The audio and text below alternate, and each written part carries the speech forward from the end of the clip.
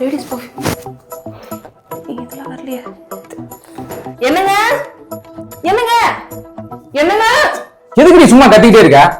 இது என்ன ladies perfume? சொல்லுங்க மீனா, இது உனக்குதான் மீனா? இது ஏற்கனவே சொல்லிட்டீங்க.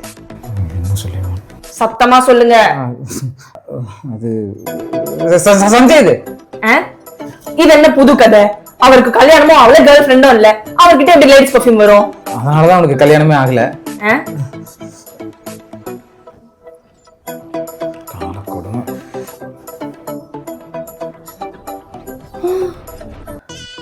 இந்த சீக்ரெட் என்ன தவிர வேற யாருக்குமே தெரியாது. ஸோ சீக்ரெட்டா வச்சுக்க, புரியுதா?